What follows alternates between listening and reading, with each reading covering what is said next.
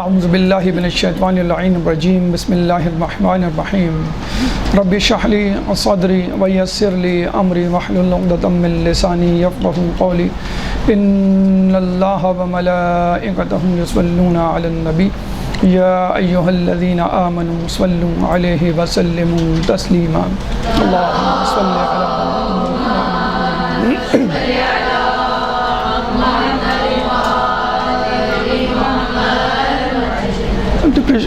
Depression اور اس کا علاج، اس کے حوالے سے ہماری گفتگو کا سلسلہ جاری تھا۔ پہلی نشست میں ہم نے ڈپریشن سے متعلق جو نفسیاتی عوارض یا ایشوز تھے اور ڈپریشن کے اثرات کے حوالے سے گفتگو کی، اور اس کے بعد وجوہات اور علاج، اس پہ روشنی ڈالی گئی تھی، اور علاج کے حوالے سے غالباً 6 علاج وجوہات کے ساتھ آپ کے سامنے پیش کیے گئے تھے۔ آج بقیہ 6 اسباب اور علاج، اور اس کے بعد چوتھے مرحلے میں قابل ستائش غم، یہ بھی ہمیں آج آپ کے سامنے پیش کرنا ہے، اور اس طرح انشاءاللہ یہ موضوع اپنے اختتام کو پہنچے گا۔ کوشش ہوگی کہ وقت سے پہلے گفتگو ختم کر دی جائے تاکہ آپ کے ذہن میں اگر کوئی سوال ہو اس موضوع سے متعلق تو آپ کر سکیں۔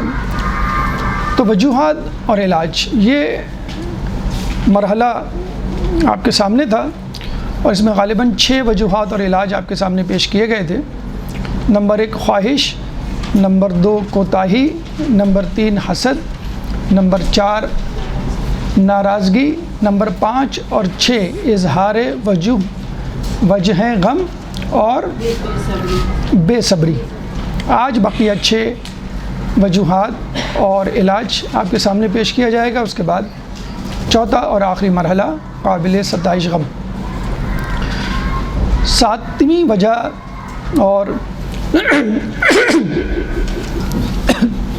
7ویں وجہ یا علاج آپ کہہ لیجئے، وہ ہے زہد۔ وجہ کیا ہے کہ انسان چھوٹی چھوٹی باتوں پر پریشان ہو جاتا ہے، غمزدہ ہو جاتا ہے، اور اسی طرح چھوٹی چھوٹی خوشیوں پر آپے سے باہر ہو جاتا ہے، جس کا علاج قرآن اور حدیث میں موجود ہے، اور وہ ہے زہد۔ زہد کیا ہے؟ اللہ تعالیٰ قرآن میں فرماتا ہے وَلَا تَأْسَوْا عَلَىٰ مَا فَاتَاكُمْ وَلَا تَفْرَحُوا بِمَا آتَاكُمْ، کہ جو چیز تمہارے ہاتھ سے چلی جائے اس پر غمزدہ نہ ہو، اور جو چیز تمہارے پاس آئے اس پر نازا نہ ہو، خوش نہ ہو، تفرحوا۔ اچھا، یہ تو ایک فطری سی بات ہے، اگر آپ کے پاس کوئی چیز آئے گی تو آپ خوش ہوں گے، یعنی آپ کو کوئی کامیابی ملے، آپ کو مال و دولت ملے، آپ نے اچھا لباس پہنا، نیا موبائل خریدا، نئی گاڑی خریدی، نئے مکان میں شفٹ ہوئے، آپ کی تعریف ہوئی، کسی امتحان میں کامیاب ہوئے، یہ تو فطری بات ہے کہ انسان خوش ہوگا۔ اسی طرح اگر کوئی نقصان ہو جائے، مثلا آپ کو چوٹ لگ جائے، آپ بیمار ہو جائیں، کوئی حادثہ درپیش ہو جائے، امتحان میں ناکام ہو جائیں، شریک حیات اولاد کے حوالے سے کوئی مسئلہ درپیش ہو، تو فطری بات ہے کہ انسان جو ہے وہ پریشان ہوتا ہے، غمزدہ ہوتا ہے۔ اور قرآن کہہ رہا ہے کہ کسی چیز کے آنے پر خوشی کا اظہار نہ کرو، یا خوش نہ ہو کسی چیز کے جانے پر غمزدہ نہ ہو۔ تو دراصل یہ وہ فطری خوشی یا فطری غم نہیں ہے، بلکہ یہ وہ خوشی ہے کہ جو گھمنڈ، فخر، غرور کا روپ دھار لیتی ہے کہ اب میں کچھ ہوں۔ آپ امتحان میں کامیاب ہو گئے، بھی مجھ سے زیادہ پڑھ لکھا کوئی نہیں، مجھ سے زیادہ ذہین کوئی نہیں۔ اگر کوئی کہہ بھی دے آپ کو کہ اللہ نے آپ کو توفیق دی ماشاءاللہ، تو آپ کہیں گے بھئی اللہ کی توفیق کیا ہے، یہ تو آدمی محنت کرتا ہے تو پاتا ہے، میں نے محنت کی، میں نے کامیابی پا لی، دوسرے نے نہیں کی۔ اس طرح کے بھی خیالات انسان کے ذہن میں آ جاتے ہیں۔ اسی طرح کوئی چیز آپ کو ملے، گاڑی ملے، گھر ملے، لباس اچھا مل جائے، موبائل اچھا خرید لیں، تو اس دن کچھ وقت کے لیے ہی صحیح آپ تھوڑا سا اپنی پٹری سے اتر جاتے ہیں کہ بس میں لوگوں سے برتر ہوں، میں لوگوں سے بہتر ہوں اور مجھ جیسا تو کوئی نہیں۔ اسی طرح ہم غم کے حوالے سے دیکھ سکتے ہیں کہ جب کوئی غم مثلاً حادثہ ہو جائے، کوئی بیماری ہو جائے، کوئی تکلیف کسی کی ذات سے پہنچے، تو ہم جو ہے وہ شکوہ شکایت کرنے لگتے ہیں، ہم جو ہے وہ برا بھلا کہنے لگتے ہیں۔ پہلے تو دوسروں کو کہتے ہیں، پھر دنیا والوں کو کہتے ہیں، پھر زمانے کو کہتے ہیں، ملک کو کہتے ہیں، حکومت کو کہتے ہیں، پھر آخر میں خدا نخواستہ خدا تک بات پہنچ جاتی ہے کہ خدا نے ہمارے ساتھ یہ کر دیا اور ہم تو بڑے دیندار ہیں، خدا مجھے ہی کیوں مصیبت میں مبتلا کرتا ہے۔ تو بس اللہ یہ چاہ رہا ہے کہ جب کوئی خوشی پہنچے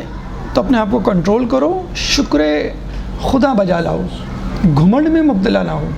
اور اللہ یہ کہہ رہا ہے کہ کوئی چیز ہاتھ سے نکل جائے اس کو آزمائش سمجھو، اور یہ سمجھو کہ اللہ نے تمہیں ایک امتحان کے لیے منتخب کر لیا ہے، یہ تو تمہارے لیے ایک اعزاز کی بات ہے۔ تو کہنے کا مقصد یہ ہے کہ انسان نہ کسی چیز کے جانے پر خوش ہو، غم زدہ ہو، نہ کسی چیز کے آنے پر بہت زیادہ خوشی کہ گھمنڈ کا شکار ہو جائے۔ اب یہاں پہ دیکھیں ایک سوال اٹھتا ہے کہ بھئی یہ تو فطری بات ہے کہ انسان خوش ہوتا ہے اور غمزدہ ہوتا ہے، کچھ آنے پہ اور کچھ جانے پر، تو پھر آدمی معیار کس چیز کو بنائے؟ اگر خوشی کا معیار یہ نہیں ہے کچھ پانا اور کچھ کھونا، تو پھر خوشی کا معیار کیا ہے؟ خوشی کا معیار ہے خدا کی رضا اور خدا کی ناراضگی۔ آپ یہ دیکھیں کسی چیز کے آنے سے کیا خدا آپ سے راضی ہے؟ یعنی آپ نے مال کمایا، آپ تو خوش ہیں، لیکن کیا خدا خوش ہے؟ تو آپ فوراً اپنا احتساب کریں گے کہ یہ مال میں نے حرام سے کمایا یا حلال سے کمایا۔ اگر حلال سے کمایا تو خدا خوش ہوگا، حرام سے کمایا تو خدا ناراض ہوگا۔ حالانکہ بظاہر خوشی کی بات ہے، آپ مال و دولت کے مالک بن گئے۔ اسی طرح کسی چیز کے جانے پر آپ خوش ہوتے ہیں یا ناراض ہوتے ہیں؟ کربلا میں ایسے واقعات بھرے پڑے کہ ماؤں نے اپنے بچوں کو دیا اور بچے کے نہ جانے پر مثلاً کم سن ہے تو روئے کہ یہ بچہ میدان جنگ میں نہیں جا سکتا، حالانکہ یہ ایک سراسر نقصان ہے ظاہراً، لیکن آپ تیار ہیں اس نقصان کو اٹھانے کے لیے، کیوں؟ کہ اس سے اللہ راضی ہوگا۔ تو اس کا مطلب کیا ہوا کہ معیار خوشی اور غم کیا ہونا چاہیے؟ خدا کی رضا اور خدا کی ناراضگی۔ ایک فاسق و فاجر نے ایک بزرگ کو سر عام برا بھلا کہا اور تھپڑ مارا، اور اس کے بعد کہا کہ آپ بتائیے کون عزت دار بنا اور کون ذلیل ہوا، کون نامور ہوا اور کون حقارت میں مبتلا ہوا، کس کی بے عزتی ہوئی؟ تو بزرگ نے صرف یہ اس طرح اس کا جواب دیا کہ میں تو بس یہ سوچ رہا ہوں تیرے اس عمل سے کون خدا سے نزدیک ہوا اور کون خدا سے دور ہوا، بس ہمیں یہ سوچنا الٹیمیٹلی ہوتا ہے۔ محفلوں میں کسی کی بے عزتی ہو جاتی ہے، آپ جواب دے سکتے ہیں، نہیں دے پاتے، یا کنٹرول کر لیتے ہیں کہ مزید بدمزگی ہوگی۔ تو اب بس آپ یہ دیکھیں اس عمل سے، اس واقعے سے، اس ذلت سے جو آپ کی اپنی ذلت ہے، لیکن خدا سے کون قریب ہوا؟ تو مظلوم بظاہر ذلیل ہوتا ہوا نظر آتا ہے۔ کربلا کے واقعات، اس سے ملتے جلتے واقعات، مظلوم بظاہر ذلیل ہوتا ہوا نظر آتا ہے، لیکن خدا سے کون قریب ہوا؟ مظلوم قریب ہوا، ظالم دور ہوا۔ بظاہر لگتا ہے کہ ظالم نے فتح پائی۔ تو کیا معیار خوشی یا غم ہے؟ معیار خوشی یا غم خدا کی رضا اور ناراضگی ہے۔ یہاں بھی ایک اور بات کہ یہ ذہن میں رکھ لیجئے، دنیا کا حاصل کرنا، خوشحال ہونا، بہتر ہونا، ترقی کرنا، یہ برا نہیں ہے۔ اسلام اس سے قطعی طور پہ منع نہیں کرتا۔ دنیاوی اعتبار سے بھی آپ کو آگے ہونا چاہیے، دینی اعتبار سے بھی آپ کو آگے ہونا چاہیے، لیکن وجہ، ہدف خدا کی رضا ہونا چاہیے۔ تو مولا کائنات علی ابن ابی طالب علیہ السلام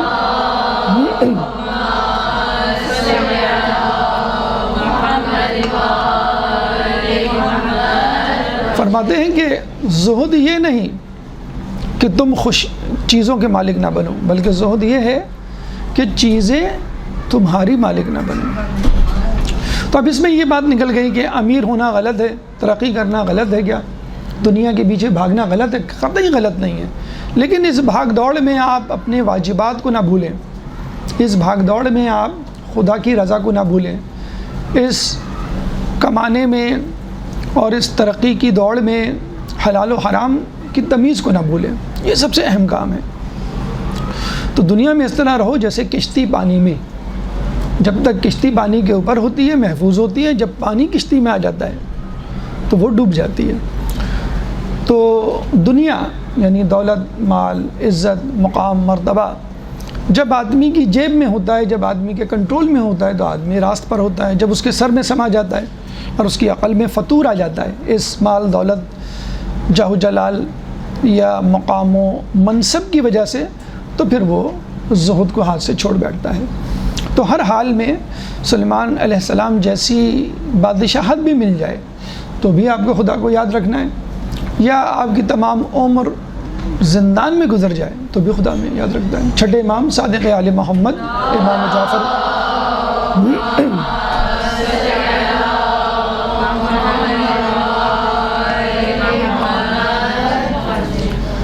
جب بستر شہادت پر تھے تو کنیز ان کو دیکھ کر رونے لگی، تو امام نے کہا کیوں روتی ہو؟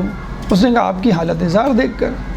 تو امام نے کہا کہ مومن کی تو وہ حالت ہوتی ہے اگر اس کے دونوں ہاتھ پاؤں کاٹ کر ایک کونے میں ڈال دیا جائے یا اس کو دونوں جہاں کی بادشاہت دے دی جائے تو بھی اس کے ایمان میں کوئی فرق نہیں پڑتا۔ تو آپ کتنی مصیبت، کتنے فقر و فاقہ، کتنی مشکلات کا شکار ہوں گے، آخری شکل تو یہی ہے نا کہ آپ کے ہاتھ پیر کاٹ دیے جائیں اور ایک کونے میں ڈال دیا جائے۔ امام کہہ رہے ہیں اس سے بھی کوئی فرق نہیں پڑتا، کیا فرق پڑتا؟ ایمان سلامت ہے تو بس کافی ہے۔ دوسری طرف کہا جا رہا ہے کہ آپ کو پوری جہاں کی بادشاہت دے دی جائے، زیادہ سے زیادہ عمارت، منصب، جاہ و جلال کی یہی شکل ہے نا کہ آپ کو بادشاہت مل جائے، کہ نہیں اس سے بھی کوئی فرق نہیں پڑتا مومن کو اگر اس کا ایمان سلامت ہے۔ مطلب آپ اس کو کامیابی نہ سمجھیں، اصل کامیابی خدا کی رضا ہے۔ جیسے لوگ نہیں کہتے بھائی پڑھو لکھو آفیسر بنو کسی مقام پر پہنچو پھر خوشیاں تمہارا استقبال کریں گی، نہیں۔ ہم نے تو دیکھا ہے بہت سارے لوگ خوشی حاصل کرنے کے باوجود بھی جو ہے وہ مضطرب رہتے ہیں، پریشان رہتے ہیں، نیند نہیں آتی، ٹینشن، ڈپریشن کا، بلکہ یہ ٹینشن ڈپریشن بیماریاں غریبوں کے ہاں تو ناپید ہیں، وہ تو ان کے مفاہیم سے ناآشنا ہیں۔ ڈپریشن کی گولیاں تو زیادہ تر وہ لوگ کھاتے ہوئے نظر آتے ہیں جن کے پاس بہت کچھ ہوتا ہے۔ اس کا مطلب کیا ہوا کہ انسان اس لیے ڈپریشن اور پریشانی میں مبتلا نہیں ہوتا کہ فقر و فاقے کا شکار ہے۔ اگر ایسا ہوتا تو پھر جن کے پاس کھانا پینا سب کچھ موجود ہے ان کے پاس نہیں ہوتا یہ۔ تو اس کا مطلب کیا ہوا؟ اصل ڈپریشن، اصل رنج و غم جو ہے وہ خدا سے دوری کی وجہ سے ہوتا ہے۔ تو آپ کے پاس کچھ ہے تو بھی ذکر الہی، فکر رضا الہی کی فکر میں مبتلا رہیں، اور اگر کچھ نہیں بھی ہے تو بھی یہ دیکھیں اپنے دل کو ٹٹول کر کہ کیا میرے دل میں شکوہ شکایت، خدا سے ناراضگی، خدا سے مایوسی تو نہیں آ رہی۔ اگر یہ نہیں ہے تو بس ٹھیک ہے، چاہے آپ سے سب کچھ چھین لیا جائے، آپ کی اعضاء جوارح قطع کر دی جائیں تو بھی گھاٹے کا سودا نہیں ہے۔ تو وَلَا تَأْسَوْا عَلَىٰ مَا فَاتَاكُمْ وَلَا تَفْرَحُوا بِمَا آتَاكُمْ، کہ اس چیز پر افسوس نہ کرو کہ جو چیز تمہارے ہاتھ سے نکل جائے، اور اس چیز پہ نازا نہ ہو جو تمہارے پاس، جب تمہارے پاس کچھ ہو۔ تو نازا ہونا یا افسوس کرنا کیا مطلب؟ گھمنڈ میں مبتلا نہ ہونا۔ ناراض یا افسوس کا مطلب کیا ہے؟ انسان شکوہ شکایت اللہ کے حوالے سے اپنے دل میں نہ لائے۔ تو یہ 7ویں وجہ اور اس کا علاج۔ 8ویں وجہ یا علاج ذکر الہی، جو کہ الٹیمیٹ جسے کہتے ہیں کہ سچویشن ہوتی ہے، ہم کہتے ہیں اکثر کہ بھائی دوا کی نہیں دعا کی ضرورت ہے۔ تو دعا تو ہمیشہ ساتھ ساتھ چلنی چاہیے، اور اچھا وقت ہو کہ برا وقت ہو خدا ایک ہی رہتا ہے۔ یہ نہیں کہ اب اچھا وقت ہو تو شیطان کی تقلید اور اتباع میں آ جائیں گے، اور جب برا وقت ہوا تو اللہ کو پکاریں گے۔ تو اللہ ہی کو پکارنا ہے جب بھی جس حالت میں بھی آپ ہوں، اور اللہ کے سوا کوئی اور آپ کی فریاد رسی کرنے والا نہیں. امن یجیب المضطر اذا دعاہ ویکشف السوء، سورہ نمل آیت نمبر 62. کہ کون ہے جو دل مضطر کی فریاد کو سنتا ہے اور اس کی فریاد رسی کرتا ہے اللہ کے سوا. اور دوسری بات یہ ہے کہ اگر فرض کر لیں آپ نے غور کیا ہوگا، آپ دعائیں کرتے ہیں، بہت دعائیں کرتے ہیں، مسلسل تکرار کے ساتھ دعا کرتے ہیں، شب و روز دعا کرتے ہیں، لیکن دعا قبول نہیں ہوتی. مثلا جس کے لیے دعا کر رہے ہیں بیمار کے لیے، وہ دنیا سے چلا گیا یا بیماری مستقل ہے، غربت نہیں جاری، نافرمانی والد اولاد نہیں دور ہو رہی، لیکن آپ دیکھیں گے اس ذکر کی وجہ سے آپ کے دل میں ایک طمانینت اور سرور پیدا ہوتا ہے، ایک سکون ملتا ہے، کم از کم ایک سکون کہ اللہ کو میں نے بات پہنچا دی، اللہ نے سن لی. اب کب کس طرح اور کیسے میری داد رسی ہو، میری پریشانی دور ہو، یہ اللہ کو معلوم. جیسے ڈاکٹر کو معلوم ہے، ہم بار بار بے صبری سے ڈاکٹر سے پوچھتے ہیں کہ ڈاکٹر صاحب یہ کب ٹھیک ہوں گے، ڈاکٹر صاحب یہ کب ٹھیک ہوں گے، یہ مسئلہ کیسے حل ہوگا. تو ڈاکٹر کہیں گے بھئی آپ یہ دوا استعمال کرتے رہیں، انشاءاللہ میں بتا نہیں سکتا لیکن ہو جائیں گے ٹھیک. تو اللہ کب آپ کی پریشانی کو دور کرے گا اللہ کو معلوم. لمٹس، ڈیوریشن، انٹینسٹی، یا ہو سکتا ہے خدا نخواستہ دعا قبول ہی نہ ہو اور اللہ اس دعا کو قیامت کے لیے رکھ لی. کہتے ہیں نا کہ جو دعا دنیا میں قبول نہیں ہوتی، جو حسرتیں ناتمام رہ جاتی ہیں، اللہ قیامت میں پوری کر لے گا. تو یہ تو ہمیں اطمینان ہو جاتا ہے کہ مثلا ایک اماؤنٹ آپ کی کھو گئی تو ہم کیا کہتے ہیں کہ بھئی ٹھیک ہے اللہ نے چاہا تو وہ مل جائے گی، نہیں ملی تو قیامت میں اس کا عوض مل جائے گا ہمیں. کسی کو قرض دیا اس نے نہیں لوٹایا، کہیں پیسے کاروبار میں ڈوب گئے، تو وہ ڈوبے نہیں، وہ انویسٹ ہو گئے. امام کے پاس کسی نے آئے نا کہ امام کو پیسے دیے اور کہا کہ کسی جگہ اس کو لگا دیے گا کاروبار میں، اور چلا گیا، واپس آیا تو امام نے کہا ہم نے لگا دیے اور تم کو ایک بہت بڑا گھر ملے گا جس کی ایک دیوار جو ہے فلاں امام سے مل رہی ہوگی، دوسری دیوار فلاں امام سے، تیسری چوتھی دیوار ایک ایک معصوم سے مل رہی ہوگی. تو اس شخص نے بیتاب کو کہا وہ کہاں ہے وہ گھر؟ کہا جنت میں ہے. اللہ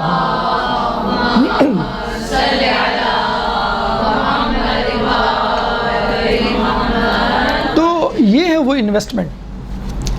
جب آدمی کا نقصان ہوتا ہے، دعا قبول نہیں ہوتی، تو آدمی کہتا ہے ٹھیک ہے مجھے دنیا میں نہیں تو آخرت میں تو مل جائے گا. تو یہ ہے وہ ذکر جو دعا کی صورت میں ہو، اللہ کی حمد و ستائش کی صورت میں ہو، نعمت کے ملنے پر، یا صبر و شکر کی سیرت میں ہو. الا بذکر اللہ تطمئن القلوب، سورہ رعد آیت نمبر 28، کہ بے شک دلوں کو اطمینان اللہ کے ذکر سے ہوتا ہے. ذکر یعنی آپ دعا کر رہے ہیں، دعا قبول نہیں ہو رہی تو دعا اب ذکر میں تبدیل ہو گئی، کم از کم اس نے آپ کو ایک طمانینت قلب، ایک سکون آپ کو عطا کر دیا. ڈپریشن کے لیے خصوصی طور پہ جس ذکر کی ریکمنڈیشن ہے وہ ہے لا حول ولا قوت الا باللہ العلی العظیم. روایات میں آیا کہ یہ جو ذکر پڑھے گا کوئی طاقت اور قوت والا نہیں سوائے اللہ کی عظیم ذات کے. اور اس کے علاوہ ایک اور ذکر ہے، وہ ہے استغفار. دیکھیں آپ گھر میں بھی میلے کچیلے ہو کر اور والدہ کی ناراضگی لیے ہوئے گھر میں داخل ہوں تو آپ کو ویلکم نہیں کیا جائے گا. بات، خواہش، آپ کی ریکویسٹ، درخواست تو دور کی بات، آپ کو ویلکم بھی نہیں کیا جائے. آپ کو کہا جائے گا بھی پہلے کپڑے تبدیل کرو، پہلے نہاؤ، پھر گھر میں آنا. اور اچھا تم کو ایک کام ہم نے کہا تھا مثلا بازار سے کچھ لانے کا، وہ تم نہیں لائے، پہلے وہ لے کر آؤ. تو جب آپ نافرمانی چھوڑیں گے، جب آپ کے گناہ بخش دیے جائیں گے، اس صورت میں پھر آپ کی دعا قبول ہوگی، اس صورت میں پھر آپ کے مصائب دور ہوں گے یا آزمائش قابل برداشت ہوگی. تو استغفار ایک بہت بڑا جسے کہتے ہیں کہ ذکر ہے جو اللہ کے قرب کا بھی ذریعہ بنتا ہے. اور جب قرب حاصل ہو جائے گا تو بات بھی پہنچ جائے گی. آپ گورنر ہاؤس تک پہنچے نہیں، آپ وزیر اعظم کے محل تک پہنچے نہیں، بادشاہ کی کرسی اور تخت تک پہنچے نہیں، تو بات کون پہنچائے گا اور کیسے پہنچے گی؟ تو اللہ کی جو کرسی ہے، واسعہ کرسی السماوات والارض، یا اللہ کا جو قرب ہے وہ ڈسٹنس یا مکان سے مشروط نہیں ہے، بلکہ اس کی رضا سے مشروط ہے. جب آپ اس قابل ہو جائیں گے، اس کی رضا مل جائے تو آپ خود بخود قریب ہو جائیں گے. اور استغفار کر کے آپ کم از کم وہ حجابات جو استغفار کی وجہ سے آپ کے اور خدا کے درمیان ہوتے ہیں، آپ کو آپ کے ابو ایک ٹاسک دیں اور باہر چلے جائیں، میں 2 سال بعد آؤں گا، یہ سب کام کر کے رکھنا، جب واپس آئیں تو آپ وہ کام نہ کریں اور پھر کہیں گے آپ میرے لیے یہ چیز لائے، آپ میرے لیے وہ چیز لائے، تو یہی کہیں گے بھئی آپ سے تو بات ہوئی تھی، آپ یہ کام کریں گے. تو اللہ کی رضا قرب خداوندی مشروط ہے کہ آپ گناہوں میں مبتلا نہ ہوں اور آپ شکوہ شکایت زبان پہ نہ لائیں اور اللہ ہی کو سب سے بڑا سمجھیں. جسے کہتے ہیں نا کہ آپ مصیبت کو یہ نہ کہیں کہ تو بڑی مصیبت ہے، بلکہ آپ خدا سے کہیں کہ تو بڑا خدا ہے، تو میری مصیبت سے بھی بڑا خدا ہے. تو کہنے کا مقصد یہ ہے کہ انسان استغفار کرے، لا حول پڑھے. کم از کم دعا کرنے سے یہ چیز حاصل ہو جائے گی، اگر دعا قبول نہ بھی ہو ایک سکون ہو، طمانینت. اور اللہ ہی ہے جو الٹیمیٹلی، آپ وسیلہ یا جو دعا کرتے ہیں معصومین سے، وہ بھی الٹیمیٹلی خدا ہی سے اپروو کرواتے ہیں، خدا ہی سے آپ کی طرف پلٹاتے ہیں. تو کسی ایسے شخص سے امیدوں کو وابستہ کر لینا اور یہ کہ سمجھنا کہ بس یہ شخص میرے مسائل کو حل کرے گا، اگر وہ کرے گا بھی تو خدا کی طاقت کے ذریعے، خدا کے حکم کے ذریعے کرے گا. تو 7ویں چیز زہد اور 8ویں چیز ذکر. 9ویں چیز کام کاج. کہتے ہیں کہ چھوٹے موٹے کام جن کو ہم چھوٹا موٹا کام سمجھتے ہیں، حقیقت میں وہ چھوٹے موٹے کام نہیں ہوتے، وہ آپ کی ذہنی آسودگی کے لیے ہوتے ہیں. دیکھیں بعض اوقات انسان یہ سوچتا ہے کہ اگر اللہ تعالیٰ بغیر محنت و مشقت کے غذا رزق میرے گھر میں پہنچا دے، یعنی میں اشارہ کروں میرے سامنے کھانا آ جائے، تو کیا یہ ممکن نہیں تھا؟ خدا کے لیے ممکن تھا. اب میں اشارہ کروں میں ایک جگہ سے دوسری جگہ پہنچ جاؤں جہاں مجھے جانا ہو، یا میں جو اشارہ کروں میرا درد ٹھیک ہو جائے، مرض جو ہے وہ ختم ہو جائے. یہ سب کچھ ممکن تھا کہ انسان کو اپنے گھر بیٹھے ہوئے سب کچھ مل جاتا، جو کہ جنت میں ہوگا. لیکن یہ بھی خدا کے لیے ممکن تھا کہ وہ اس دنیا میں بھی ہم کو دے دیتا. لیکن مسئلہ یہ ہے کہ خدا یہ چاہتا ہے کہ آپ کو چھوٹی چھوٹی مشکلات میں ڈالے تاکہ آپ کو بڑی مشکلات کا سامنا کرنے میں آسانی ہو. نمبر 1. نمبر 2، جو آپ کی ذہنی توجہ ہے وہ بڑھ جائے. دیکھیں نا، ایک گھر میں مثلاً کسی کا انتقال ہوتا ہے تو وہ گھر والے، آپ نے دیکھا ہوگا اس دن کھانا وانا نہیں پکتا، گھر میں کسی کو ہوش ہی نہیں ہوتا کھانے پینے کا، بلکہ شاید 3 دن تک لوگ جو ہے وہ پڑوس سے کھانا بھیجتے ہیں، پھر 4تھے 5ویں دن کھانا شروع ہوتا ہے، یا دفتر جانا یا گھر کے کام کاج شروع ہوتے ہیں. لیکن اگر یہ کیفیت عمر بھر رہے تو اس کا مطلب تو یہ ہوا کہ خواتین کھانا نہیں پکائیں، بچے اسکول نہ جائیں، مرد حضرات کمانے کے لیے نہ نکلیں. یہ تو دنیا کا نظام درہم برہم ہو جائے گا. تو اللہ تعالیٰ نے جو چھوٹے موٹے کام، جس کو آپ چھوٹا موٹا کام کرتے ہیں، جو لوازمات زندگی ہیں، گھر کی صفائی ستھرائی ہے، کھانا پکانا ہے، کپڑے دھونے ہیں یا دیگر کام ہے، بلکہ کپڑے دھونے کے لیے تو روایت میں آیا ہے کہ رنج و غم، ڈپریشن کپڑے دھونے سے دور ہوتا ہے. وہ شاید اس وجہ سے کہ طہارت اور نفاست جب آدمی دیکھتا ہے تو اس کا دل خوش ہوتا ہے. ایک اچھا آدمی بھی ہو اور نیک آدمی بھی ہو، جب وہ گندگی کچرا دیکھتا ہے تو اس کا دماغ معاف ہو جاتا ہے. اور آپ آفس سے باہر سے سورج کی تمازت میں بھوکے پیاسے پریشان گھر میں داخل ہوں، لیکن گھر میں سب چیزیں اپنے مقام پر ہوں، پرسکون ماحول ہو، تو آپ کتنے خوش ہو جاتے ہیں کہ بھئی مجھے جو ہے وہ سب چیزیں اپنی جگہ پہ مل گئی. تو کپڑے دھونے کے حوالے سے خصوصی طور پہ کہا گیا ہے، اور ویسے بھی گھر کا کام جو ہے وہ انسان کی توجہ بٹاتا ہے اور کچھ دیر کے لیے صحیح وہ اپنے غم کو بھول جاتا ہے. مثلاً فوجیوں کو کہا جاتا ہے کہ جب آپ اپنی اپنی بیرکوں سے نکلیں تو اپنے کمرے کو صاف کر کے نکلیں، اپنے بستر کو اپنی جگہ پر، تکیے چادریں اور کمرے کے سامان اپنی جگہ پہ رکھیں، صاف ستھرا رکھیں، اور پھر گھر سے باہر نکلیں. پھر آپ مشق کرنے کے لیے آئیں، ایکسرسائز کرنے کے لیے آئیں. تو فوجیوں میں سے ایک فوجی نے سوال کیا کہ بھئی اس کی کیا ضرورت ہے، اس کے لیے تو آپ ایک خادم رکھ لیں، ہمارا 15 منٹ یا ہمارا آدھا گھنٹہ ضائع ہو جاتا ہے اس میں. ہم جو اس مقصد کے لیے فوج میں آئے ہیں لڑنے کے لیے، اس کی مشق کے لیے ہم وہ کریں، یہ چھوٹا موٹا کام کوئی اور کر لے گا. تو اس کے آفیسر نے بڑا اچھا جواب دیا کہ نہیں، ہو سکتا ہے کہ تم اپنے محاذ میں ناکام ہو جاؤ، ضروری تھوڑی ہر مرتبہ تمہیں فتح ملے، کبھی شکست سے بھی آدمی 2-4 ہوتا ہے. تو اگر تم ناکام ہو جاؤ تو جب گھر واپس آؤ، اپنے کمرے میں داخل ہو، تو کم از کم تم یہ تو کہہ سکو میں اس قابل تو ہوں کہ اس کمرے کو صحیح طور پہ درست طور پہ رکھ سکتا ہوں. تو آپ نے دیکھا ہوگا کہ خاتون خانہ اگر کسی بات پہ پریشان ہیں، ان کا بچہ آتا ہے کہتا ہے کہ امی میں اچھے نمبروں سے پاس ہو گیا، تو وہ سکون کا سانس لیتی ہیں، کم از کم میں اس قابل تو ہوں کہ اپنے بچے کی اچھی تربیت کر سکوں. اس طرح ماں باپ باپ پریشان ہوتا ہے، بے روزگار ہوتا ہے، جب وہ گھر آتا ہے بچے کو دیکھتا ہے اس کا ہاتھ بٹا رہا ہے تو وہ کہتا ہے کہ چلو کم از کم کوئی گھر میں تو ہے میرا جو ہاتھ بٹا رہا ہے۔ تو یہ جو چھوٹی چھوٹی خوشیاں ہوتی ہیں، یہ چھوٹے چھوٹے کام جس پہ ہم مشغول ہوتے ہیں، خصوصاً وہ کام کہ جو آپ لوگوں کے لیے کرتے ہیں۔ آپ پریشان بیٹھے ہیں، کوئی آپ کو چائے پیش کر دے، اس وقت اس پریشانی میں کتنا خوش ہو جاتے ہیں آپ۔ چھوٹا سا کام ہے، آپ بھی اٹھ کے وہ چائے بنا سکتے تھے، لیکن جب آپ کے سامنے چائے رکھ دی تو آپ خوش ہو گئے، بھی چلو میری کوئی کیئر کرنے والا ہے۔ یا آپ گھر سے نکلے، بیگم پریشان ہیں، اداس ہیں، لڑائی جھگڑا ہو گیا، آپ نے نکلتے ہوئے کہہ دیا بھائی تمہارے لیے کچھ لے آؤں، تو آپ خوش ہو گئے بھی چلو کوئی ہے، چھوٹی سی چیز ہے بظاہر لیکن وہ کوئی ہے میرے خیال کرنے والا۔ تو یہ جو چیز ہے نا، چھوٹے موٹے کام، خصوصی طور پہ وہ کام کہ جو لوگوں سے متعلق ہیں، گھر والوں سے متعلق ہیں، وہ فقط کام یا مادی ضرورت پوری نہیں کرتے بلکہ ایک روحانی تعلق کو مضبوط کرتے۔ بڑا اچھا کسی نے جملہ بولا کہ خوشیاں بانٹنے سے بڑھتی ہیں اور غم بانٹنے سے کم ہوتے ہیں۔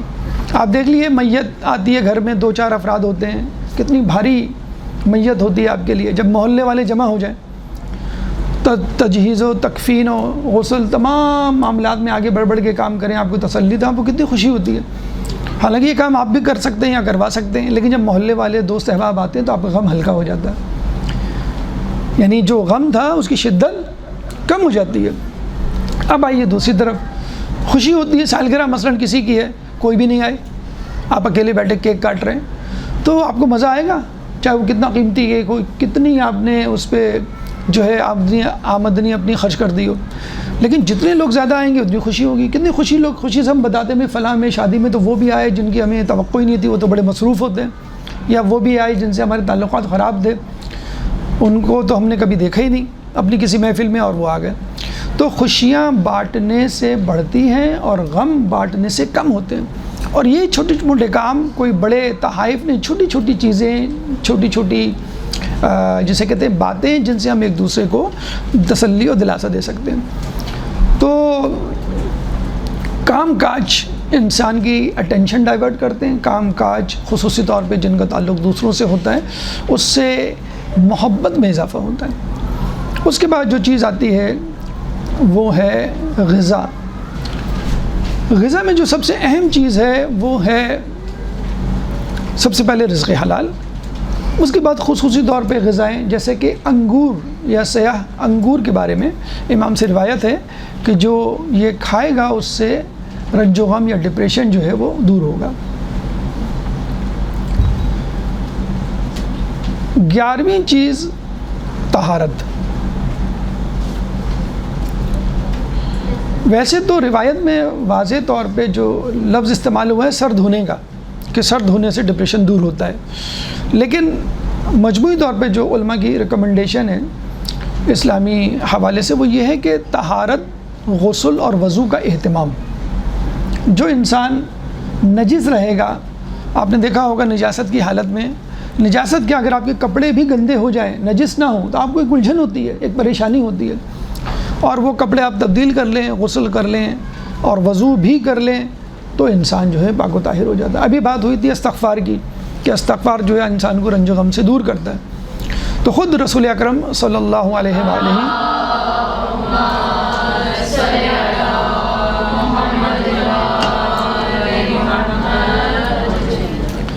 سے وارد ہوا ہے کہ لوگوں پہ ایک ایسا زمانہ آئے گا کہ جب گناہوں سے بچنا مشکل ہو جائے گا، یعنی کوئی شخص یہ دعویٰ نہیں کر سکتا میں گناہ سے بچوں ہوں، گناہ کی دھول اس تک پہنچے گی۔ تو اصحاب نے دریافت کیا کہ جب ہم اس زمانے کو پائیں تو ہم کیا کریں؟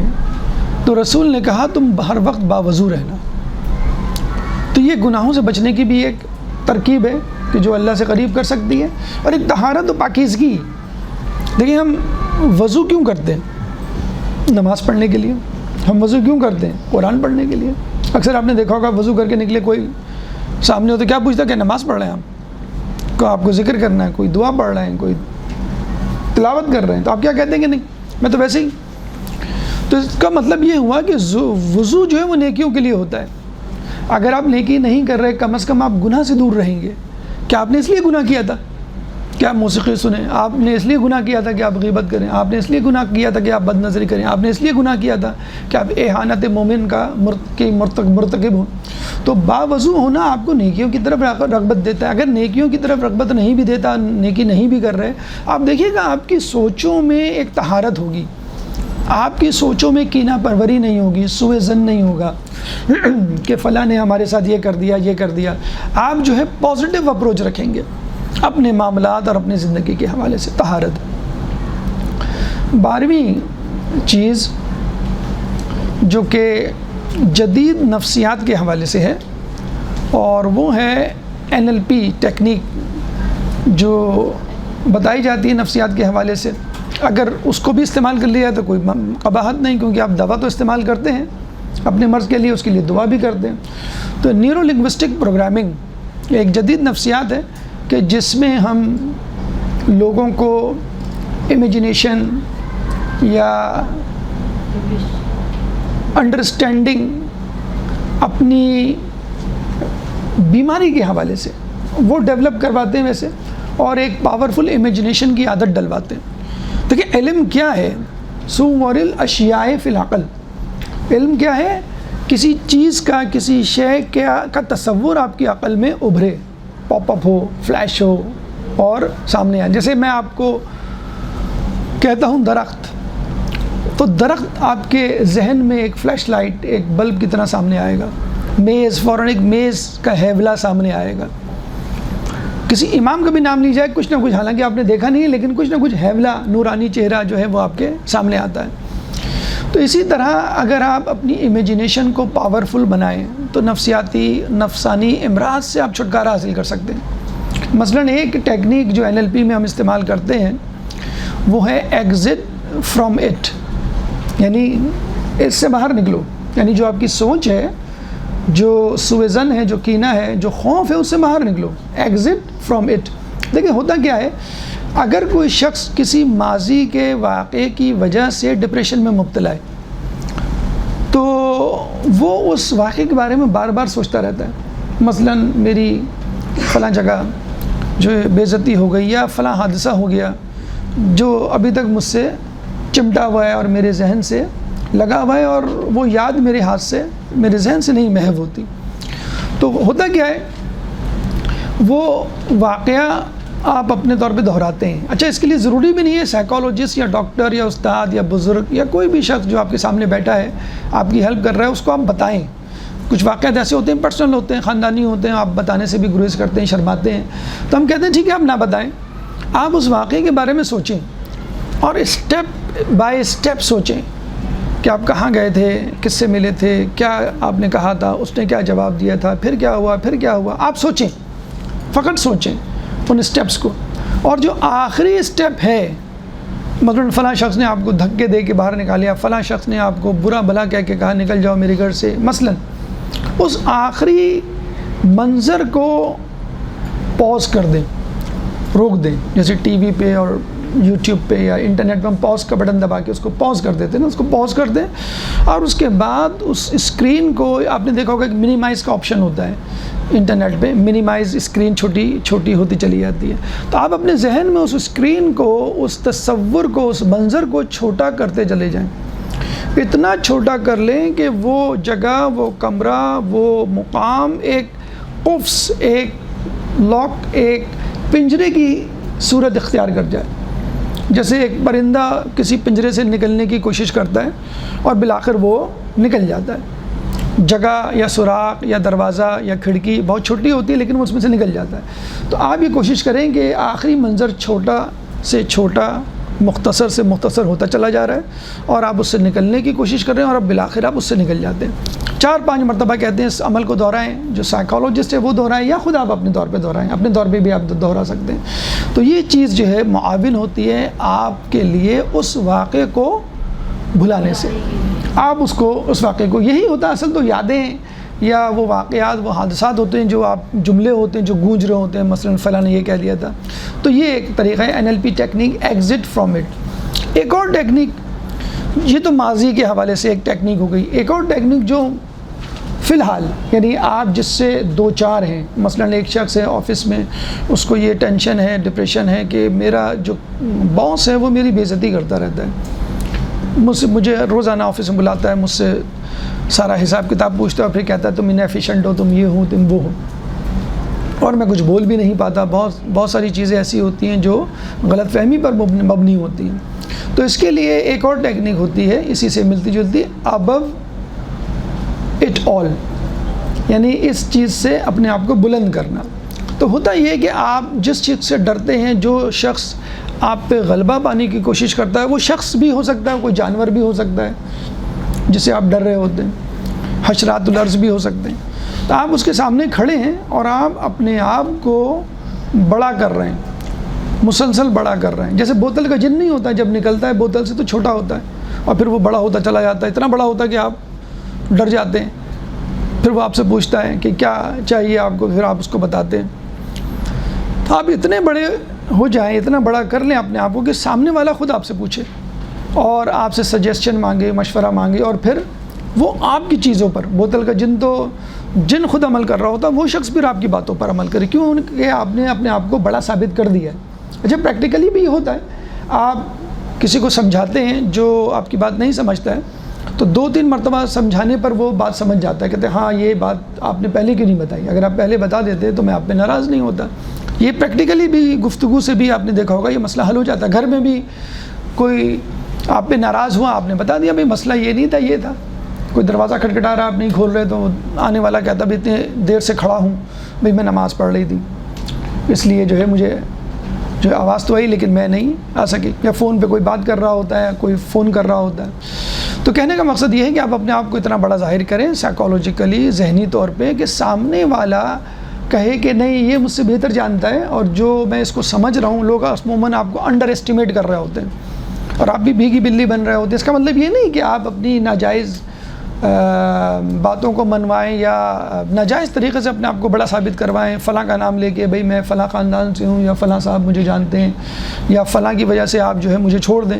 یہ نہیں، اپنے طور پہ جو ریکوائرمنٹ ہے، جو شرائط ہیں بڑا ہونے کی، وہ آپ اپنے ذہن میں لائیں، اپنے آپ کو بڑا کریں. سامنے والا خود سمجھ جائے گا کہ بھئی یہ کچھ ہے، اس میں کچھ قابلیت ہے، کچھ میں کچھ استطاعت ہے، اور مجھے اس کو مغلوب نہیں کرنا، مجھے اس کو نقصان نہیں پہنچانا. اگر نقصان پہنچاؤں گا تو خود میرا نقصان ہو سکتا ہے، کمپنی کا نقصان ہوتا ہے. مثلا آپ جو ہے کسی کے ساتھ لڑ رہے ہیں، جھگڑ رہے ہیں، اور وہ جاب چھوڑ کے چلا جاتا ہے تو پتہ چلا کہ خود کمپنی کے لیے وہ بہت بڑا ایسٹس تھا، کمپنی کے لیے بہت زیادہ ضروری تھا، اور آپ اس سے ہاتھ دھو بیٹھتے ہیں. تو یہ 12ویں اور آخری وجہ اور علاج آپ کے سامنے پیش کی گئی ڈپریشن کے حوالے سے. اب آئیے ہماری گفتگو کا چوتھا اور آخری مرحلہ، اور وہ ہیں قابل ستائش غم.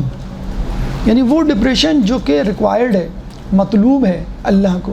اگر آپ اس ڈپریشن میں، اس رنج و غم میں مبتلا ہوں گے تو اچھی بات ہے، ہونا چاہیے، اور یہ دنیا کے لیے بھی، یا کم از کم آخرت کے لیے تو ضرور بالضرور آپ کے لیے فائدہ مند ہے. ایک درود پڑھ دے محمد والے محمد.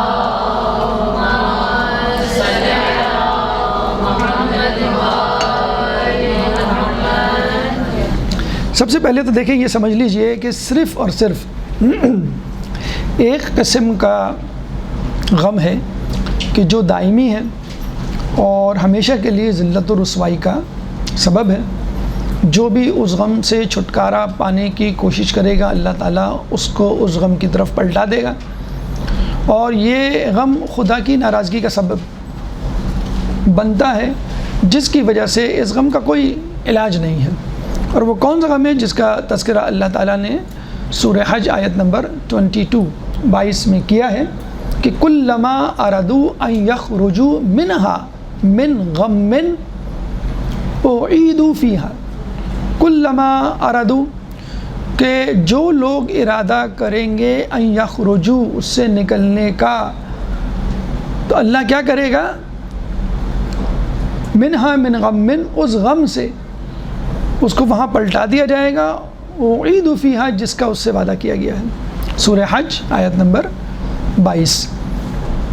بس یہ وہ غم ہے جس سے ہر وقت بچنے کی ہمیں دعا کرنی چاہیے. وہ دائمی ہے اور ہمیشہ ہمیشہ مبتلا رہنے والا ہے، اور اس سے آپ کو کوئی بچا نہیں سکتا.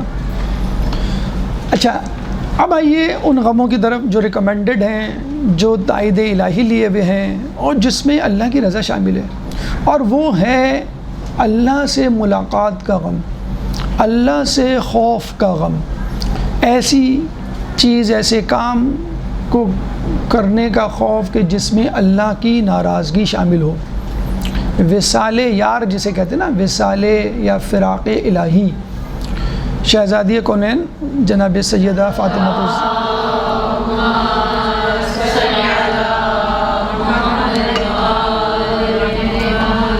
کا واقعہ آپ نے پڑھا ہوگا نا، کہ جب لباس عروسی دیا اور رسول آئے اور رسول خوش ہوئے تو کیا کہا رسول نے کہ تمہیں جو مانگنا ہی مانگو۔ اس وقت آپ ایک نیا جوڑا مانگ لیتی جو اس سے بہتر تھا، اس وقت آپ دنیا کی کوئی چیز مانگ لیتی، آپ جنت مانگ لیتی۔ آپ نے کیا کہا؟ مجھے صرف اور صرف خدا سے ملاقات کی تمنا ہے۔ یہ ہے وہ فراق الہی جس میں مومن تڑپ رہا ہوتا ہے، اس لیے نہیں کہ گرمی بہت ہے، اس لیے نہیں بیمار ہوں، اس لیے نہیں کہ فقر و فاقے کا شکار ہوں، مجھے اس دنیا سے نفرت ہے، نہیں، مجھے خدا سے ملاقات کرنی ہے، جو حق ہے، جس کی وجہ سے یہ ساری دنیا ہے۔ تو میرے ہاتھ سے سب کچھ لے لیا جائے، میری جان لے لی جائے، لیکن مجھے ملاقات پروردگار کروا دی جائے۔ اس حالت میں خدا مجھ سے راضی اور میں راضیتم مرضیہ، خدا مجھ سے راضی اور میں خدا سے راضی ہوں۔ کون سا غم؟ حد تو یہ ہے کہ انسان جہنم کے غم سے، جہنم کے عذاب سے نہ ڈرے، بلکہ خدا کے فراق سے ڈرے۔ صبرت علی عذابک کیف فکیف اصبر علی فراقک، کہ میں تیرے عذاب پر تو صبر کر لوں گا، لیکن تیری جدائی پہ کیسے صبر کروں گا؟ آپ نے دیکھا ہوگا کہ ماں، دو بچے لڑتے ہیں اس کے کسی کھلونے پر، جو گندا بچہ ہوتا ہے ماں جو ہے وہ کھلونا لے کر اس گندے بچے کو دے دیتی ہے، جاؤ میری نظروں سے دور ہو جاؤ۔ اور جو اچھا بچہ ہے اس کو گلے لگا کے کیا کہتی ہے؟ بیٹا آپ تو میرے گڈ بوائے ہو نا، آپ تو فرما بردار بیٹے ہو نا، میں آپ کو اس سے اچھا کھلونا لا دوں گی۔ فوراً نہیں دیتی، لا دوں گی اور انشاءاللہ اللہ آپ کو اجر دے گا۔ اسی طرح کے جملے ہوتے ہیں نا، صبر کی تلقین ہوتی ہے جس میں وعدہ ہوتا ہے۔ تو مولا یہ فرما رہے ہیں کہ مجھے اس کی کوئی فکر نہیں کہ میں نعوذ باللہ من ذالک جہنم کی آگ میں جلوں، مجھے تو فکر یہ ہے کہ تم مجھ سے ناراض ہوگا، مجھے ناراضگی نہیں چاہیے۔ اس کا مطلب کیا ہوا؟ اگر آپ کو جنت مل جائے اور خدا کی رضا نہ ملے تو لعنت ہو ایسی جنت پر جو خدا کی رضا کے بغیر ہو۔ مولا فرماتے ہیں صبر تو علی حر نارک کیف اصبر عن نظر الی، کہ میں صبر کر لوں گا اس جہنم کی آگ پر، لیکن جو تیری نظر مجھ سے پھر جائے گی، چشم پوشی جسے کہتے ہیں کہ نظریں پھیر لینا غصے سے، میں اس پہ کیسے صبر کروں گا۔ ان نظر الی رحمتک صبرت علی حر نارک، میں تیری جہنم کی آگ پر صبر کر لوں گا۔ فکیف اصبر حر، کہ میں رحمت تیری رحمت کی نظر کے پھر جانے پر کیسے صبر کروں گا۔ یہ ہے کمال بندگی، یہ ہے کمال خوف، یہ ہے کمال رنج و غم جو اللہ کو مطلوب ہے۔ اس کے بعد اس شخص کے ناراض ہونے کا غم جس کے ناراض ہونے سے اللہ بھی ناراض ہو جائے۔ مثلا مظلوم ہے کوئی، آپ اس پہ ظلم کر رہے ہیں اور وہ آپ کے خلاف آپ کے لیے بد دعا کر رہا ہے، آپ اس سے ڈریں۔ اب چاہے وہ مومن ہو، فاسق ہو، فاجر ہو، مسلمان ہو، عیسائی ہو، آپ نے اس پہ ظلم کیا، وہ فی الحال مظلوم ہے، آپ ظالم ہیں، تو آپ کو اس چیز سے بھی ڈرنا چاہیے۔ یہ ہے اصل رنج و غم۔ اور دیکھا ہوگا آپ نے کچھ لوگ ہوتے ہیں بیچارے، وہ نہ چاہتے ہوئے کسی نے ان کی بے عزتی کی، اس نے بھی غصے میں آ کے ایک آدھ جملہ کہہ دیا، نہ چاہتے ہوئے بھی بعض وقت ہوتا ہے نا کہ بھئی ایسا بھی کیا کر دیا میں نے جو آپ مجھے اتنا کہہ رہی ہیں، آپ نے بھی ایک جملہ کہہ دیا۔ اب وہ جملہ جو ہے وہ آپ کو سونے نہیں دیتا، کیا ضرورت تھی وہ جملہ کہنے کی؟ اگر کسی نے مجھے برا بھلا کہہ بھی دیا تو میرے ثواب میں چوتھے امامی کا جملہ ہے نا، کسی نے ان کو برا بھلا کہا تو آپ نے کیا کہا؟ اگر تو سچا ہے تو خدا مجھے معاف کرے، اور اگر تو جھوٹا ہے تو خدا تجھے معاف کرے۔ بس یہ کافی ہے۔ اگر کوئی شخص آپ سے ناراض ہو، بدتمیزی کرے اور آپ کا کوئی قصور نہ ہو، بس آپ یہ جملہ کہہ دیں کہ اگر آپ صحیح ہیں تو خدا مجھے راض کرے، اگر آپ غلط ہیں تو خدا آپ کو جو ہے وہ معاف کرے۔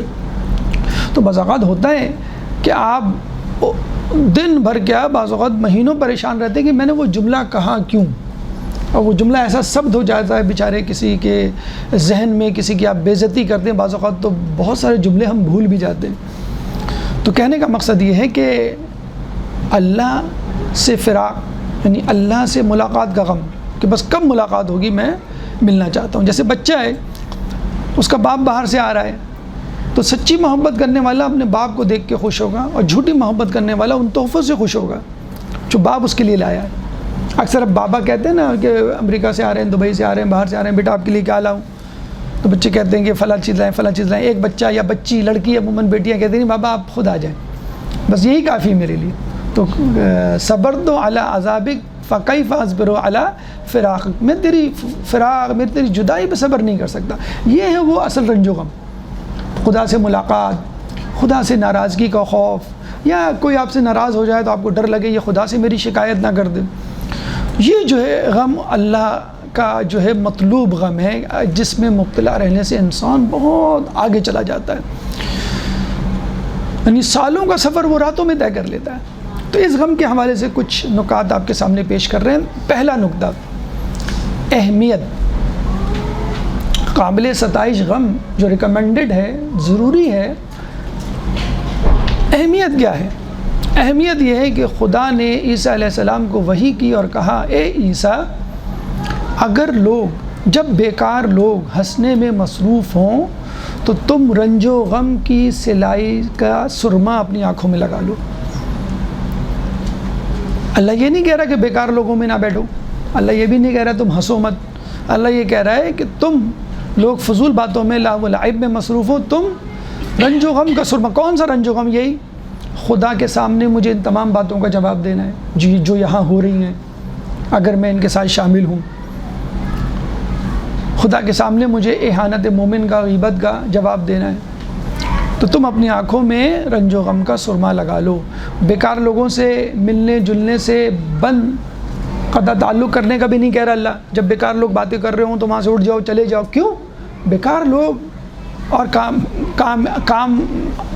کارآمد لوگ، یہ دونوں آپ کے ساتھ ساتھ چلیں گے۔ بعض اوقات بیکار لوگ آپ کے گھر میں ہوتے ہیں، جن کو دیکھ کے آپ کھول رہے ہوتے ہیں کہ یہ شخصیت جو ہے میرے زندگی میں زہر گھول رہی ہے۔ مثلاً پڑوسی ہوتا ہے، رشتہ دار ہوتا ہے، دوست ہوتا ہے، کولیگ ہوتا ہے، کلاس فیلو ہوتا ہے، آپ کے ساتھ اٹھ بیٹھ رہے۔ رسول کے ساتھ نہیں تھے کیا منافقین؟ تو بیکار لوگوں کے ساتھ تو رہنا ہے، یہی آپ کی آزمائش ہے۔ اور وہ ایسے کام کریں گے لہو و لعب والے، لغویات، اور اس پہ ہنسیں گے۔ آج کل جو واٹس ایپ، انٹرنیٹ، فیس بک، کیا ہے یہ لہو و لعب سے بھرا ہوا ہے، نہ چاہتے ہوئے بھی آپ کو جواب دینا پڑتا ہے، نہ چاہتے ہوئے بھی ان کے ساتھ شامل رہنا پڑتا ہے۔ تو ایسے موقعوں پر آپ رنج و غم کی سلائی سے سرما لگا لیں اپنی آنکھوں میں، تو انشاءاللہ اللہ تعالیٰ آپ کو ان گناہوں سے، اس محفل سے جو نقصان پیدا ہوں گے ان سے بچائے گا، اور قیامت میں آپ ذمہ دار یا قابل مواخذہ، اکاؤنٹیبل نہیں ہوں گے، کیونکہ آپ نے رنج و غم کی۔ بلکہ اس سے ملتا جلتا بھی مولا کا قول ہے کہ لوگوں کے ساتھ اپنے لوگوں میں اپنے جسموں کے ساتھ رہو اور اپنی روح کے ساتھ جدا رہو۔ یعنی جسمانی طور پہ، فزیکلی، آپ بہت ساری شادیاں، بہت ساری تقریبات ایسی ہوتی ہیں جہاں آپ کا قطعی طور پہ جانے کا جی نہیں چاہتا، کہ فضول لوگ ہوں گے، دنیا پرستی کا ماحول ہوگا، باتیں بھی ادھر کی ادھر کی ہوں گی، ڈراموں کی، غیبتیں وغیرہ وغیرہ۔ لیکن کیونکہ رشتہ داری ہے، ملنا جلنا ضروری ہے، اور آپ کی پریزنس بھی تو ضروری ہے، تاکہ پتہ چلے کہ بھئی یہ ایک محجبہ، یہ ایک متقی پرہیزگار شخصیت ہمارے درمیان موجود ہے۔ کم از کم اس محفل کی زکوٰۃ تو نکلے۔ کہتے ہیں نا کہ کچھ قوموں پہ عذاب اس لیے نہیں آتا کہ وہاں نیک لوگ موجود ہوتے ہیں، بچے موجود ہوتے ہیں، جانور موجود ہوتے ہیں، بزرگ شخصیات موجود ہوتی ہیں۔ تو آپ کا وہاں پہ رہنا، اور یہی تو مردانگی ہے، یہی تو جسے کہتے ہیں کہ وہ کام ہے جس کے لیے اللہ تعالیٰ نے آپ کو یہاں پر بھیجا ہے۔ تو ایک تو یہ بات ہو گئی کہ حکم الہی ہے، اس لیے اس کی اہمیت ہے، کس غم کی جو خوف الہی سے مناسبت رکھتا ہے۔ نمبر 2، علت، کیا وجہ ہے، ہم کیوں غمگین رہیں، کیوں ریکمینڈڈ ہے؟ تو چھٹے امام فرماتے ہیں کہ جب موت برحق ہے تو پھر خوشی کیسی ہے کہ نہیں؟ آپ کتنے ہی حسین ہو، آپ کتنے طاقتور ہو، آپ کتنے جاہ و جلال منصب کے مالک ہو، کتنی بڑی کامیابی مل جائے، لیکن آپ کو بتایا جائے کل مرنا ہے، آپ کو ساری چیزیں ختم ہو جائیں گی. آپ کو بتایا جائے 1 مہینے بعد مرنا ہے، سال بھر مرنا ہے، 1000 سال بعد مرنا ہے، لیکن مرنا ہے. وہ تو ہمیں ڈیٹ بتائی نہیں گئی ہے. اگر ڈیٹ بتا دی جائے، ورنہ تو کتنی زندگی ہے، 60 70 80 سال انسان کی زندگی ہے، لیکن پھر بھی آپ کو بتا دیا جائے مثلا آپ 50 سال کے ہیں کہ بھئی آپ کو 20 سال بعد مرنا ہے، تو آپ دیکھیے گا ایک عجیب سا رنگ آئے گا اور آپ کے چہرے پہ ایک اداسی سی چھا جائے گی. کہتے ہیں آدم سے لے کے قیامت تک بھی انسان زندہ رہے اور اس کو بادشاہت مل جائے، کبھی وہ بیمار نہ پڑے، اس کی ہر خواہش پوری ہو، اور پھر اس کو کہا جائے کہ اب تمہیں مرنا ہے، یعنی آخری شخص ہو وہ مرنے والا، پھر بھی اس کے دل پہ ایک اداسی سی چھا جائے گی، کیونکہ جب وہ مرے گا تو تمام خوشیاں، آسائشیں، سہولیات، تمام نعمات سے محروم ہو جائے گا. تو مولا فرماتے ہیں کہ جب موت برحق ہے تو پھر خوشی کس بات کی؟ یعنی اصلی خوشی تو موت کے بعد شروع ہونی ہے، اصلی خوشی تو جو ہے برزخ کے بعد روز محشر جنت میں شروع ہونی ہے. یہ تو بس ایک دارالامتحان ہے. اس دارالامتحان میں اگر کوئی خوشی مل گئی تو اس پہ نازا مت ہو اور اتراؤ مت، اور اس کو دائمی نہیں سمجھ لینا.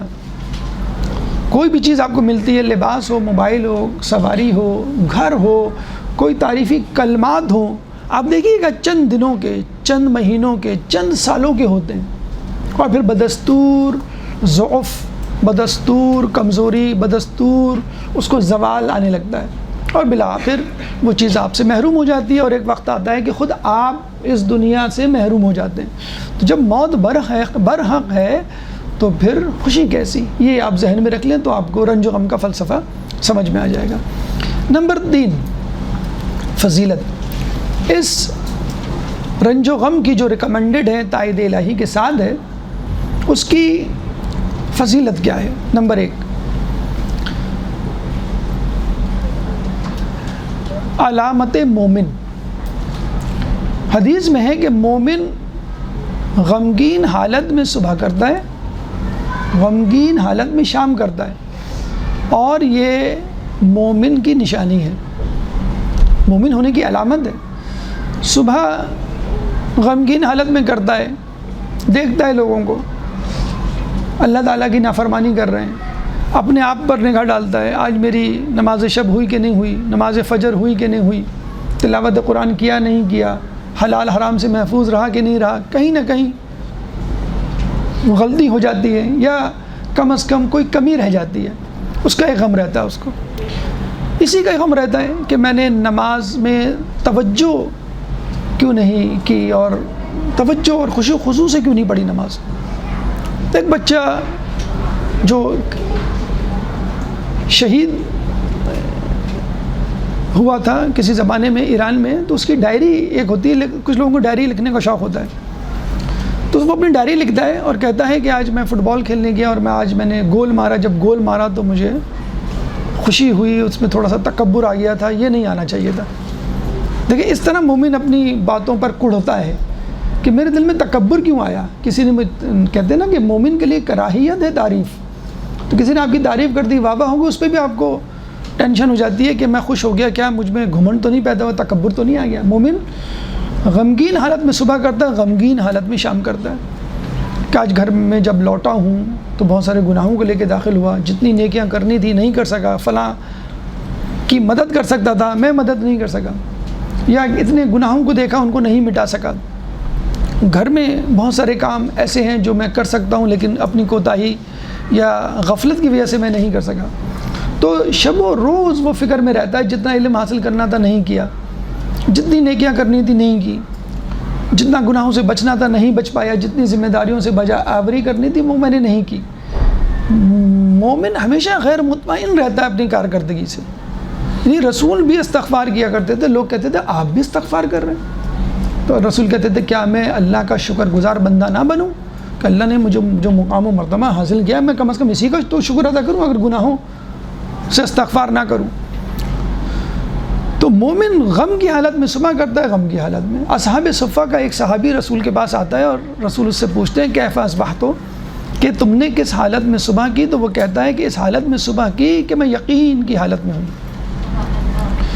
تو رسول نے کہا اس یقین کی کیا علامت ہے؟ تو اس نے کہا کہ میں دن کو روزے سے رہتا ہوں، یعنی یہ یقین مجھے دن میں کھانے نہیں دیتا اور رات میں سونے نہیں دیتا، یعنی میں اس حالت میں ہوں کہ میں پریشان رہتا ہوں، غمگین۔ آپ کو کوئی روگ لگ جائے تو کیا ہوتا؟ ابھی بھوک نہیں لگ رہی، مجھے بھوک نہیں ہے، کیوں؟ بس اچھا تم ابھی تک اس بارے میں سوچ رہے ہو، نیند نہیں آ رہی، کیوں پریشان ہو؟ چھوڑ دو اس چیز کو، جھٹک دو۔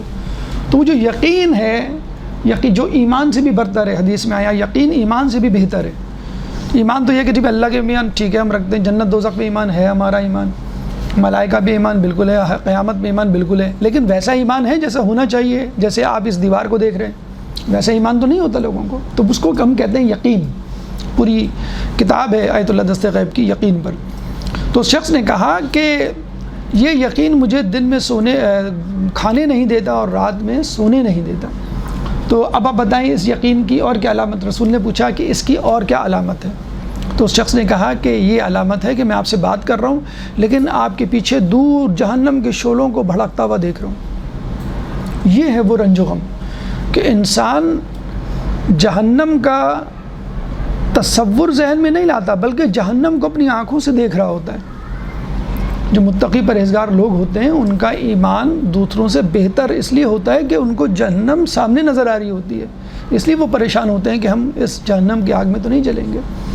تو یہ ہے وہ نشانی، یہ ہے وہ علامت جو مومن کی علامت ہے، جو اپنے انجام پہ نگاہ رکھتا ہے کہ میں نے یہ کر دیا اب میرے ساتھ یہ نہ ہو جائے۔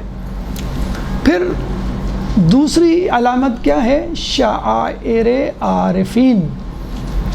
یہ جو رنج و غم ہے یہ عارفین کا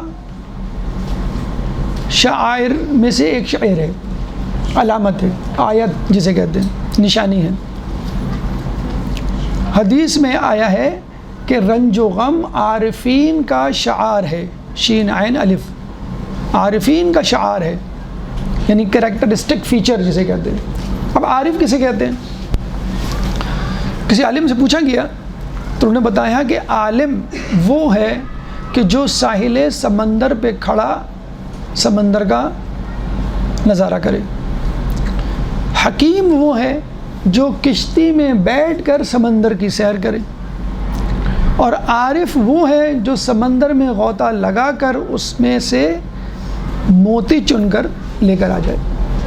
یہ ہے فرق عالم، حکیم اور عارف میں۔ عالم جو سمندر کے ساحل پہ کھڑا سمندر کا نظارہ کرے، کیا نظارہ کرے؟ اس کو پانی نظر آئے گا، زیادہ سے زیادہ گھاس پھوس جو اس پر ہوتی ہے۔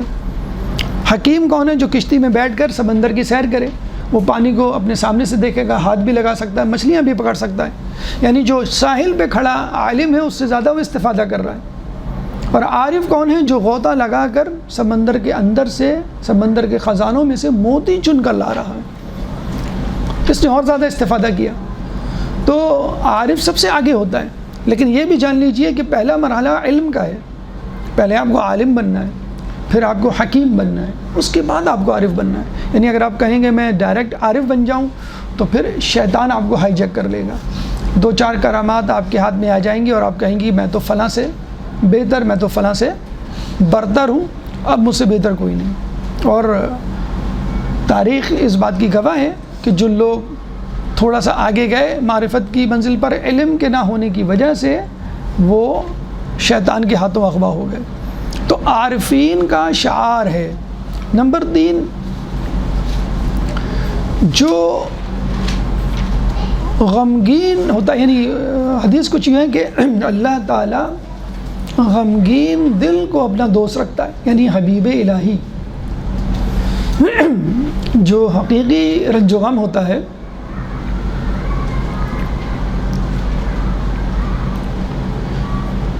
اللہ تعالیٰ غمگین دل کا دوست ہوتا ہے، اس کو دوست رکھتا ہے کہ جو غمگین ہوتا ہے، جس کا دل غم سے لبریز ہوتا ہے۔ تو بچا بچا کے نہ رکھ اسے، تیرا آئینہ ہے وہ آئینہ، جو شکستہ ہو تو عظیم تر رہے نگاہ آئینہ ساز میں۔ ٹوٹا ہوا دل، ٹوٹا ہوا آئینہ، ٹوٹا ہوا قلب انسان کا اللہ کے نزدیک زیادہ بہتر ہے بنسبت کسی اور چیز کے۔ فائدہ، یہ تو فضیلت ہو گئی. اب آئیے فائدے کی طرف. دنیاوی فائدہ اور اخروی فائدہ.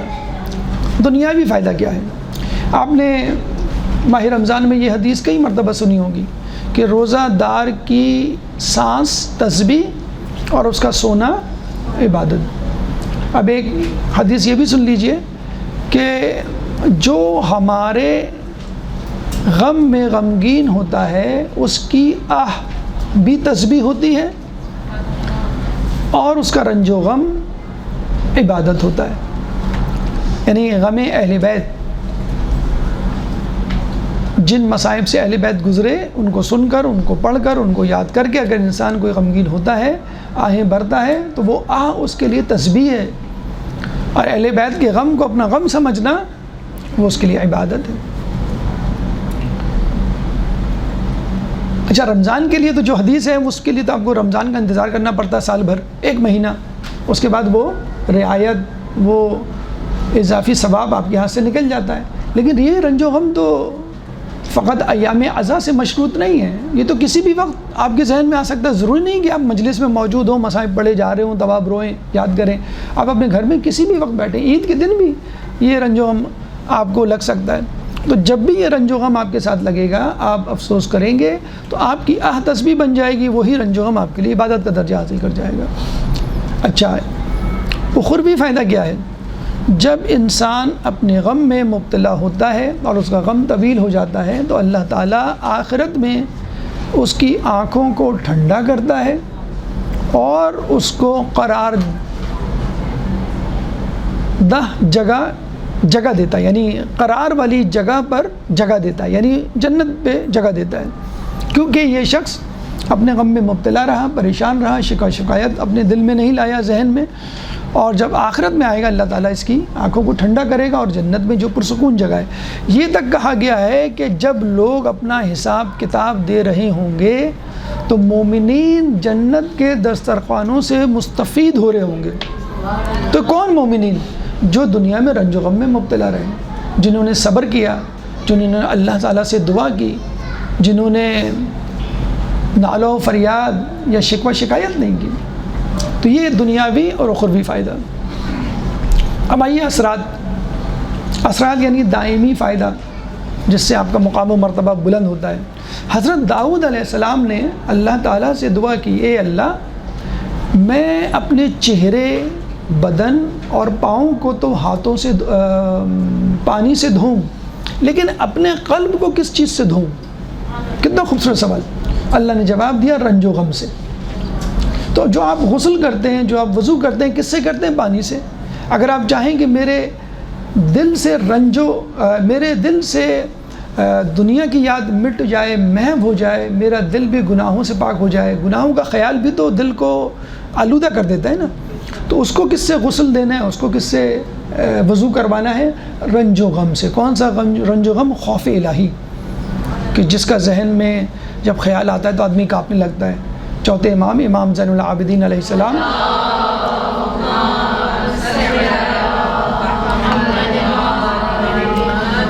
ایک دفعہ وضو کر کے فارغ ہوئے تو کانپ رہے تھے، چہرے پہ زردی چھائی ہوئی تھی. کسی نے پوچھا، امام آپ کی یہ حالت کس نے کی؟ کیوں کر آپ اس طرح ہیں؟ تو امام نے کہا کہ تمہیں نہیں معلوم میں کس کی بارگاہ میں کھڑا ہونا جا رہا ہوں. یہ جو آپ غسل یا یہ جو آپ وضو کرتے ہیں پانی سے، اس کے بعد ایک اور وضو ضروری ہے. کس کا؟ رنج و غم کا، خوف الہی کا، کہ میں کس کی بارگاہ میں کھڑا ہونے جا رہا ہوں. آپ کو امی ابو بلائیں تو آپ تھوڑے سے اٹینٹو ہو جاتے ہیں، سیریس ہو جاتے ہیں، ہنسی مذاق جو کر رہے ہوتے ہیں، ابو کمرے میں داخل ہو تو آپ فوراً کھڑے ہو جاتے ہیں. تو ابو امی یا کسی بزرگ شخصیت کے قریب آنے پر آپ سنجیدہ ہو جاتے ہیں. تو اللہ کی بارگاہ میں داخل ہو رہے ہیں تو وضو تو کر لیا آپ نے، طہارت تو حاصل کر لی. یہ جسمانی ہے، یہ مادی ہے. روحانی و معنوی طہارت کیا ہے؟ اپنے دل کو رنج و غم سے دھونا، یعنی خوف الہی سے دھونا. اس کا بڑا فائدہ ہے. رسول سے پوچھا گیا کہ اللہ تعالیٰ کہاں ہے؟ اس کے بہت سے جواب میں اللہ تعالیٰ عرش بری پر ہے، اللہ تعالیٰ بیت المعمور میں ہے، یا بیت اللہ جسے ہم کہتے ہیں. ورنہ دیکھا جائے تو اللہ کہیں نہیں ہے، یہ ہر جگہ ہے. کیونکہ اللہ تعالیٰ جسم تو نہیں رکھتا کہ ہم کہہ سکیں بھئی یہ فلاں جگہ رہتا ہے، لیکن پھر بھی روایتوں میں تو اشارے ہیں اللہ عرش پر ہے، یا ہم نہیں کہتے مظلوم کی عرش فرش سے عرش تک چلی جاتی ہے، فرش یعنی جہاں اللہ رہتا ہے، یا بیت المعمور یا بیت اللہ، تو یہ تو استعارے ہیں. یعنی اگر آپ کو اللہ سے ملنا ہے فرض کر لیجئے اور آپ کہہ رہے ہیں اللہ کہاں ہے، ہم تو اپنی سوچ کے مطابق ہماری فکر جو ہے وہ پرواز کرتی ہے نا، تو بھائی ٹھیک ہے آپ بیت اللہ چلے جائیں. اب بیت اللہ چلے گئے، بیت اللہ کو چھو لیا، سمجھ لیں آپ نے اللہ سے ملاقات کر لی. لیکن اللہ اگر آپ چاہتے ہیں کہ اللہ خود آپ کے پاس آئے، یہ ایک بڑی بات ہے نا کہ آپ کسی بزرگ سے، کسی بڑی شخصیت سے، بادشاہ سے ملنے جاتے ہیں تو کوئی بڑی بات نہیں، ہر کوئی متلاشی ہے، ہر کوئی متمنی ہے، لیکن آپ چاہتے ہیں کہ خود وہ آئے، کتنی خوشی ہوتی ہے کوئی بڑی شخصیت آپ کے گھر میں آ جائے. تو رسول سے پوچھا گیا کہ اللہ کہاں رہتا ہے، تو اللہ کے رسول نے جواب دیا اللہ ہر شکستہ منکسر دل میں رہتا ہے. جب آپ کا دل ٹوٹتا ہے، جب آپ مضطرب ہوتے ہیں، جب آپ کو کوئی غم لگتا ہے، تو آپ کو خوشی ہونی چاہیے کہ اب اللہ میرے دل میں آ جائے گا. اکثر ہم کہتے ہیں نا کہ ابھی ہم لوگوں کے ساتھ اتنی نیکی کرتے ہیں اور جواب میں ہمیں برائی ملتی ہے. خاندان میں بھی، رشتہ داریوں میں بھی ایسا ہوتا ہے، ہم نے اتنا اچھا تحفہ دیا اور اس میں کیڑے نکال دیے. ہم نے ان کے لیے کام کیا اور بھاگے گئے، آپ وہ کہہ رہے ہیں کہ آپ 2 گھنٹے لیٹ آ رہے ہیں، آپ کو پتہ نہیں کب سے فون کیا ہوا ہے. تو مولا فرماتے ہیں کہ جس نیکی کا تمہیں صلہ نہ ملے سمجھ لو وہ قبول ہو گئی، اور جس نیکی پہ تمہیں برائیاں ملیں، نقصان ملے اور بری باتیں سننے کو ملے، وہ تو یقیناً قبول ہو جائے گا. جس کا کچھ نہ ملے، کوئی ثواب مطلب بظاہر فائدہ نہ ملے تو وہ قبول ہو گئی. تو جس پہ آپ کو الٹا برائی ملے نیکی کرنے پہ، تو وہ کیوں نہیں قبول ہوگی. تو اللہ کا رسول فرما رہا ہے کہ اللہ ہر ٹوٹے ہوئے شکستہ دل کے قریب ہوتا ہے. آخر میں کامل ستائش غم میں ایک عجیب غم، اور اس کو ہم کہتے ہیں بلا سبب غم. جابر بن عبداللہ انصاری نے 5ویں امام باقر علیہ السلام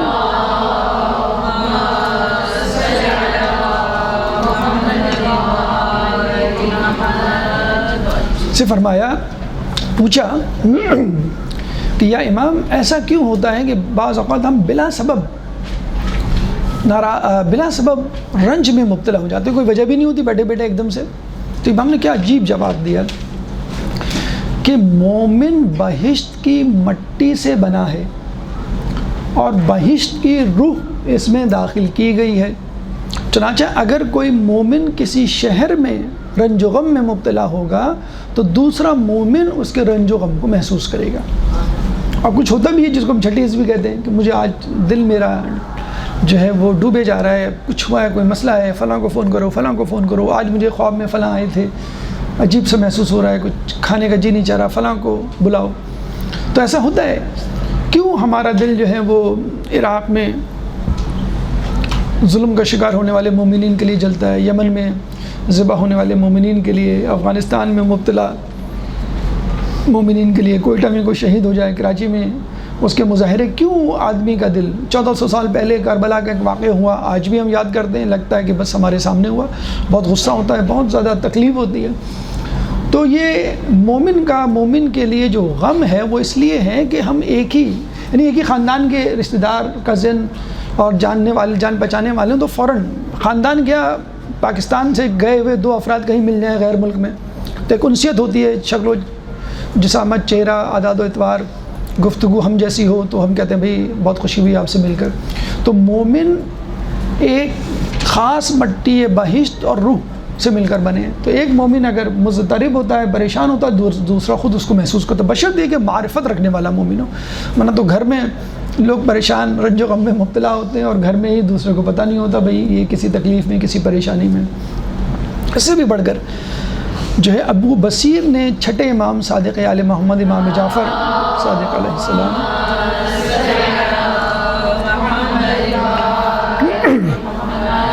سے پوچھا کیا وجہ ہے کہ بعض اوقات ہم بلا سبب کسی رنج و غم میں مبتلا ہو جاتے ہیں، ہمیں سمجھ میں نہیں آتا یہ رنج و غم کس لیے، بظاہر سب کچھ ٹھیک ہوتا ہے. تو امام نے بہت اچھا جواب دیا اور یہ کہا کہ ہر خوشی اور غم ہم سے تم تک پہنچتا ہے کیونکہ ہمارے اور تمہارے درمیان تعلق اللہ کے نور کا ہے. یعنی ہمارا اور تمہارا تعلق جو اللہ کا نور ہم تک پہنچا ہے وہ نور تم تک پہنچتا ہے. تو ایک کنیکشن ایک فطری رابطہ ہے. تو جو خوشی اور غم ہم تک پہنچتی ہے وہ تم تک پہنچتی ہے، کیونکہ ہمارا تمہارا رابطہ اللہ کے نور سے ہے. اس کی پریزنٹ مثال آپ دیکھتے ہوں گے، وائی فائی آپ جب کنیکٹ کرتے ہیں بلوٹوتھ تو 2 موبائل سنکرونائز ہو جاتے ہیں. آپ ایک موبائل پہ کال کریں، دوسرے موبائل کے اوپر بھی وہی کال جاری ہوتی ہے، کیونکہ اس طرح ٹوئنز کو آپ نے دیکھا ہوگا کہ جب ایک ٹوئن جڑواں جو ہے وہ ناراض ہوتا ہے، پریشان ہوتا ہے، دوسرا ہو جاتا ہے. گھر کا ہیڈ اگر پریشان ہو، امی ابو، تو آپ خود بخود پریشان ہو جاتے ہیں. آپ جو گفتگو کر رہے ہوتے ہیں وہ خاموش ہو جاتے ہیں. تو اہل بیت تو تمام شخصیات سے بڑھ کر ہے، ہمارا امام تو تمام لوگوں سے افضل ہے. اگر وہ ناراض ہوگا تو فطری طور پہ ہمیں ناراضگی، کیونکہ ہمارا ایک روحانی معنوی رابطہ ہے. تو کربلا کے مصائب کو کیوں ہم نے اب تک زندہ رکھا ہوا ہے؟ کیا وجہ ہے؟ کیونکہ ایک روحانی، ایک نورانی تعلق ہے ہمارا اہل بیت کا، ہمارا سید الشہداء کے، کہ جب بھی ہم ان کو یاد کرتے ہیں تذکرہ کرنے کی ضرورت بھی نہیں ہوتی، بعض اوقات سنانے کی ضرورت نہیں ہوتی، بس یاد آتی ہے اور ہمارا دل جو ہے مغموم ہو جاتا ہے اور آنکھ جو ہے وہ رنجیدہ ہو جاتی ہے. اسی لیے جو دعا ہمارے دل سے نکلتی ہے اللہ کی بارگاہ میں کہ خدا کوئی غم نہ دے سوائے غم شبیر کے. اللہ تعالیٰ سے دعا ہے کہ جو کچھ پڑھا سنا اس پہ عمل کرنے کی توفیق عطا فرما، اور خدا کوئی غم نہ دے سوائے غم شبیر کے. خدا ہمیں ہر قسم کے دنیاوی رنج و غم سے دور فرما. اگر آزمائش کے طور پہ رنج و غم ہے تو اس آزمائش پہ پورا اترنے کی کوشش اور کامیابی عطا فرما. اور یہ رنج و غم ملاقات پروردگار سے متعلق ہے تو اس رنج و غم میں اضافہ فرما. جو پریشان حال ہیں ان کی پریشانی کو دور فرما، جو بے روزگار ہیں ان کو ان کے رزق حلال میں برکت عطا فرما، جو مقروض ہیں ان کے قرضوں کو ادا فرما، جو زندان میں ان کو رہائی عطا فرما، جو گمشدہ ہیں ان کو ان کے پیاروں سے ملا، جو سفر میں ان کو منزل عطا فرما. مسلمان دنیا میں جہاں جہاں ظلم و ستم کا نشانہ بنے ہوئے ان سے ظلم و ستم کو دور فرما. امام کے ظہور میں تعجیل فرما، ہمیں ان کے انصار و اعوان میں شامل فرما. ربنا تقبل منا انک انت السمیع العلیم وتب علینا انک انت التواب الرحیم برحمتک یا ارحم الراحمین. اللہم صلی علی. اچھا، کچھ وقت ہے ہمارے پاس، اگر آپ لوگوں کے ذہن میں کوئی سوال ہو تو آپ کر سکتے ہیں. دائمی غم والا پوائنٹ ذرا دوبارہ. دائمی غم اصل میں وہ غم ہے کہ جو کافروں کو، جہنمیوں کو، اللہ کے راندہ درگاہ کرنے والوں کو دیا جائے گا، اور پھر وہ جہنم میں ہمیشہ ہمیشہ رہیں گے. یعنی وہ کوشش کریں گے جہنم سے نکلنے کی. تو اللہ تعالیٰ فرماتا ہے کلما ارادوا ان یخرجوا، کہ ان کو پلٹا دیا جائے گا جو نکلنے کی کوشش کریں گے، منہا من غم اعیدوا فیہا، اس غم کی طرف پلٹا دیا جائے گا جس غم کا ان سے، یعنی جس عذاب کا ان سے وعدہ کیا گیا ہے. اور غم اس کو اسی لیے کہا گیا ہے کہ وہ فقط جلانے کا کام نہیں کرے گا، وہ اس نا امیدی، مایوسی کا بھی کام کرے گا کہ جو اللہ کی طرف سے ہو جائے گی کہ اب اللہ ہمیں جو ہے وہ جنت میں نہیں ڈالے گا. کہتے ہیں کہ جب جنت میں لوگ جائیں گے تو بہت خوش ہوں گے، لیکن جب ایک اعلان کیا جائے گا تو وہ اعلان جنت کی نعمتوں پر بھاری ہوگا. یہ لوگ جنت کی نعمت بھول جائیں گے. وہ اعلان کیا ہوگا کہ اللہ کہے گا اب یہ نعمتیں تمہارے لیے ہمیشہ ہمیشہ ہیں. جس طرح دنیا میں ایک خوف ہوتا ہے نا، اولاد کے چھن جانے کا خوف، شریک حیات کے مر جانے کا خوف، یا کوئی دنیاوی چیز آپ کے ہاتھ سے نکل جائے اس کا خوف ہوتا ہے نا کہ یہ چیز میرے ہاتھ سے نہ چلی جائے. لیکن جنت میں ایسا نہیں ہے. جو چیز بھی آپ کو دی جائے گی بلکہ اس کی لذت، اس کی فرحت اور اس کی خوبصورتی میں مزید اضافہ ہوگا اس نعمت کی. جبکہ جہنم میں کہا جاتا ہے کہ جب ان کو عذاب میں ڈالا جائے گا وہ بڑی مصیبت میں ہوں گی، لیکن جب ایک اعلان کیا جائے گا تو وہ اس عذاب سے بڑا عذاب ہوگا جب ان سے کہا جائے گا اب تم یہاں پر ہمیشہ ہمیشہ رہو گے. یہ ہے وہ دائمی غم جو خدا کے راندہ درگاہ کرنے والوں اور کافروں کو دیا جائے گا.